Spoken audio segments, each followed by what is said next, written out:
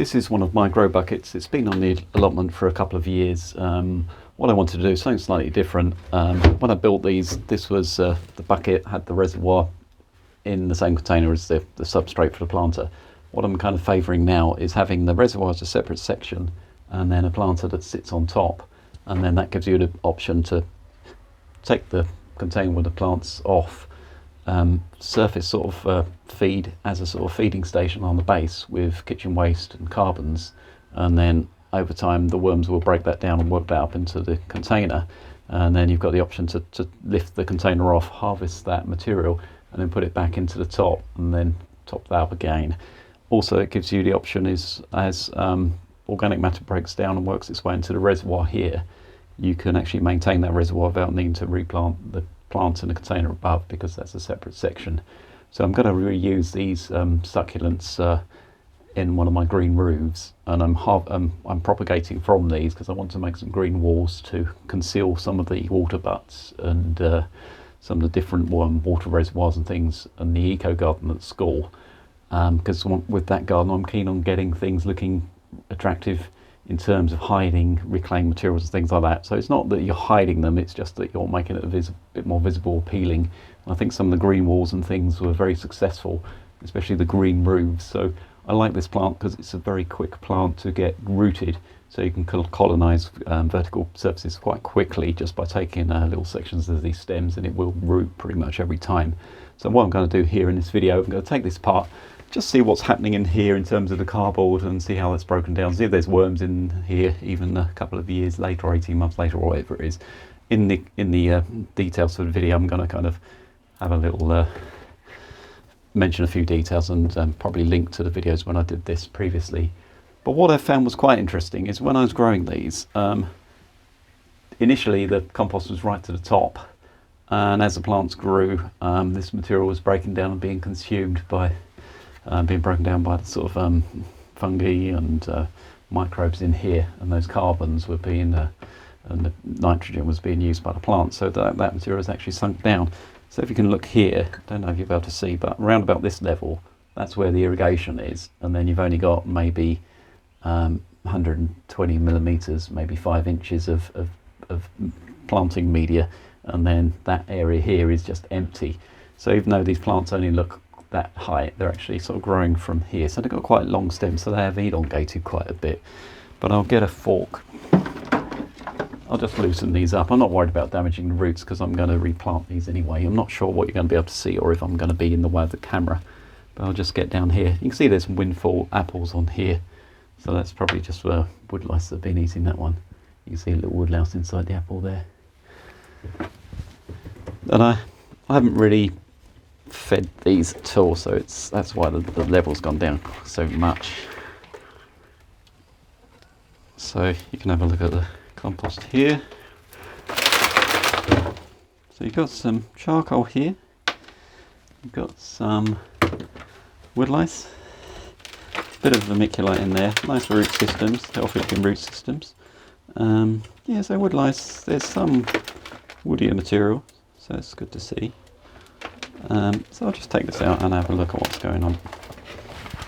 So I'm going to replant these, I'm going to thin them out and take cuttings as well.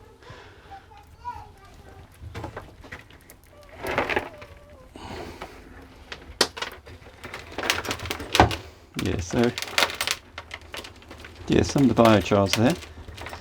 They got biochar, so charcoal.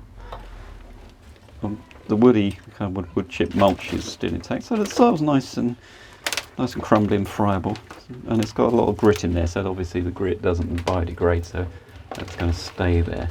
So what I'll do is I'll just put these down in this container, and then I'll just sort of have a little look through, see what's going on in this substrate. But I think really all the plants are quite green and healthy, so they're growing well. So there's plenty of nutrients for them. They're not looking yellow or suffering at all, but you can see there's lots of the grit, a bit of perlite and vermiculite, but it's all nice and damp. And then that's going down towards the irrigation layer at the base. These are quite some big roots. I don't know what was growing there. And I think this is a layer that's got the cans and things. Just rake through, get most of that out. Yeah, so the water's coming through now. And I think I've got fabric wicking material. So you can see some of the more of the charcoal here. Charcoal's good because it just it doesn't break down over time. It just makes a habitat because it's got a big surface area. So it's good for microbes. Oh, so the capillary matting is still intact here. Hey. Quite fun.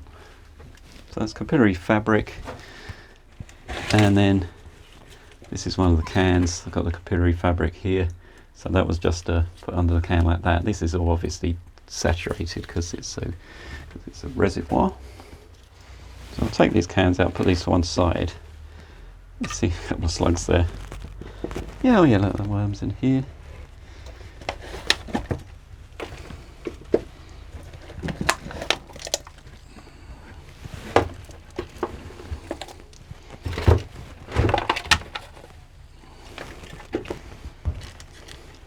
Woody material. So this wool shoddy's remarkably intact, which is nice. You can see the worms there. So the worms are actually right down in that damp layer in the reservoir. There's not a huge amount of worms because, as I said, I haven't been feeding this, but I think they're quite good in terms of moving the material around and also ensuring there's a good capillary action between the reservoir and the growing container. I think there's about 10 cans here, and this can here, oh, it's full of soil. But you can see I've just punched a hole in the side, and inside the container there, that sort of makes a filter. It stops this the filler from being blocked up. So I'm just going to tip this out and then have a look at what's going on.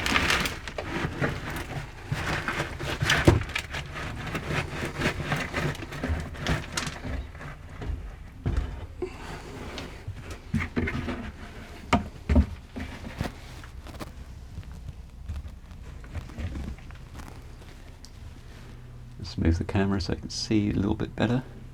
So there's a good root system here. And as I said, there's a few worms, but very few because I haven't been feeding this system. That's why I wanted to break it down into the two buckets and then give you the option to sort of feed underneath this root zone. But yeah, there's only been 1 or 2 worms in it, so it's what I'd like to show you is this is nice and damp, but there's a bit of perlite and vermiculite in there. I wouldn't tend to use quite so much of that. This is looking quite concentrated because the water, the level is actually reduced down in here. But I think this is quite good to top up or using the base layer of a new container when you're planting it from fresh. And that's what's that? Oh, there's some compostable PLA bags there. You can see they've gone plastic, sort of gone soft and stretched, but I'm not too worried about those. That's a little bit of compostable PLA as well. Just checking, yeah, it stretches, so it's not plastic. That is the PLA stuff. So that's the sort of home compostable green waste bags. That's quite clayey, I think. So I do put some clay in these. And then these, what I kind of like, what was that? Oh, that's just the hole that's been punched in the can there, so I can just put that in recycling. But what is good about this, and this is what I was saying with my green roof planters, when the roots grow through the container, when you lift up that container, you get a certain amount of root pruning, and then this root material will actually break down in that planter as well. So it's quite nice. I quite like that sort of concept. So it's like a kind of green manure. Is that just that's just a little twig, but you can see it's all covered in fungi. There's white sort of mycelium, and then that's just more Yeah, that's more PLA. So that's kind of broken down, but it just weakens in the soil. And then there's the apple. Yeah, so very few worms because I haven't been feeding that, which kind of highlights the fact that it's quite nice if you can lift up the top of that container. It's just a little bit of ceramic, a little bit broken crockery. Yeah, but this is good. I'll just reuse that and then I'll plant the other plants and take cuttings from those. So what I said, what I'm going to do here, I'm going to cut approximately here, keep it as a separate reservoir, and then have the planter you can put on top. And with these particular ones, what I'm going to do is I'm going to set these into a galvanised tank as an instant raised bed. I think I'm going to fit 2 or 3 of these on here, and then it just means that that planter is like a big green roof lid for the soil feeding station, but you've got that irrigation, so that's wicking up from the base, so it's what they call it, yeah, so it's all your irrigation is going straight down under the roots and then wicking up, so you're not watering on the top where you get more evaporation. And what I might do is I'll put some little bits of the wool wicking material as little wings, so that will wick into the surroundings. But because what I'm trying to show here is you can kind of set up quite a big deep raised beds with very little organic matter to start with, and then round the outside of this container, possibly inside the planter, I'm going to be using lots of green, well, what you call arborist wood chip, where it's kind of shredded wood chip that's got lots of green leaves on it as well. So it's from tree prunings and things like that, hedge cutting, and also some of the woodier material. What I tend to do is when I fill up containers or raised beds or lasagna beds, I tend to do the woody material at the base, the stuff that takes a long time to break down on the bottom, and then through wood chip, then comfrey, green leaves, kitchen waste and things like that. Then the rough compost, and then it's getting finer composts, and then sort of top dressings of worm casts as well. My idea is that when it rains, when it runs through, you get all the enzymes and all the microbiota from the worm casts permeate down, and then you've got that irrigation sort of wicking up as well. Really what happens with the hugelkultur is you're creating almost like a raft of sort of intertwined logs and branches and things like that, and that creates lots of air passages underneath in the soil. And if you're used to using commercial sort of off-the-shelf composts, they haven't got any structure. And what happens if you have a large container, it just compacts down, and then they dry out and they don't absorb or they don't take up moisture. So I'm thinking having the irrigation at the bottom, capillary action, but then loads of air as well. So then you'll get much more soil life going down, deep down into that container. So the container might be 450 millimeters or 18 inches tall. I think this is about the same with this container. But it just means that, yeah, you've got capillary action up around about 300 mil right to the surface, a little bit of mulch on top just to keep that moisture in. So all your irrigation is going straight down, so you're not getting any runoff and you're not getting any washing out of any nutrients by watering a container and then letting that just drain out. So it just holds all that moisture in. But what I noticed with this, there wasn't any smell from any of the water becoming kind of stale, because there is a little bit of, in terms of heat, temperature and day and night differential temperatures and things, you'll get a bit of condensation, and that water is sort of vaporizing and then evaporating and then condensing and then being topped up by rain as it's irrigated, and also plants are using up that irrigation as well. So ideally I'd like to have a setup where it kind of uses up all the contents in the reservoir, then you either water it with rainwater or it rains naturally, fills it up again, and then you're kind of circulating that water. So I think this is slightly different from if you're sort of growing in sort of boggy conditions, because the roots have got an air kind of gap with the sort of subfloor with the cans and things like that. The roots will actually grow down into there, but I didn't want the plants to be sitting in sort of boggy conditions. I wanted there to be some sort of airspace, and that's what I'm trying to do with the logs and the woody material as well. So the logs will take up moisture, but they'll kind of lock it in, and then that'll be made available. So then you've got that circulation of water, so it's not the same water. And when you open this up, it's not stagnant at all. There's no odour or whatever. It just smells earthy. And I really like the idea of having this sort of root harvesting as well. So you're keeping all that sort of microbiota around the root zone of the plants in the soil. So the soil isn't just kind of composted. It's got lots of organic matter and lots of fine material which will break down. But I really like the idea of having a subfloor here, having this as a separate container so you can lift that off, and then you put in all your kitchen waste or whatever down here, and then there's enough plant growth and enough moisture there, and enough drainage to deal with any potential leachate, and then all the root zone of the plants from using up those nutrients as well. So it's a real sort of closed-in sort of little ecosystem going on here. Almost tempted to make so I've got some of these containers, the black containers, and what I've found is the natural HDPE, high density polyethylene, they get damaged by ultraviolet light, and this one, because it's had the plants growing around there covering it over a little bit, it's fine. This has been out in there for a few years. It's probably been outdoors for a few years previously, but the ones that have got the black additive in there, I've had some that have been outside about 7 years, and they had like a little section which was left as natural HDPE, and then when the original solution or liquid was in there, I think it was like a kind of reddy coloured detergent used for car washes, so you could just see how much was left. That white strip had been damaged by ultraviolet light, and it broke away, but the black was still really flexible. And with these containers you can kind of feel sunlight tends to sort of deplasticize the material, and it goes brittle and it will crack. These are still flexible, so you can still see they're good, but what I wanted to do with these is actually have those below the soil level, so they're completely protected from ultraviolet. So once they're down in the ground, they'll be really sort of what's the word? They won't be affected or deplasticised by ultraviolet damage at all. And then the container at the top, and most of that container is going to be hidden anyway, but I just wanted it to be black so you're not seeing this unsightly plastic.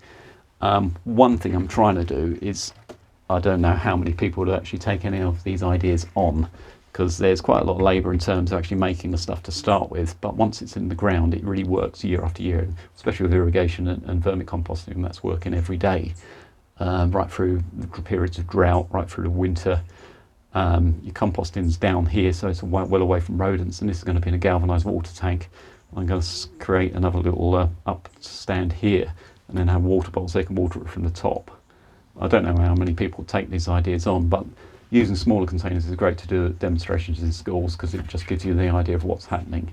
And I'm favouring having soil feeding stations, and kind of almost feeding every plant, rather than having a dedicated compost bin where you have to shovel material, mix material. I quite like the idea of having maybe 10 of these, and then every week you're just sort of doing a top dressing with organic material, and ideally you'd have enough area here to almost use that every kind of week. So you might be growing things like comfrey, and so where you've got green, or where you've got nitrogenous food waste, which is going to kind of attract rodents and things like that, is what you could do is almost use all the stuff that's tricky to compost, keep that down in these containers like that, and then you've got the green manures and things like that, which you can do as a top dressing as well. So you're still sort of feeding plants, but almost using the really fast growing things like comfrey to really help get that soil life in that sort of root zone where all the worms and the irrigation are.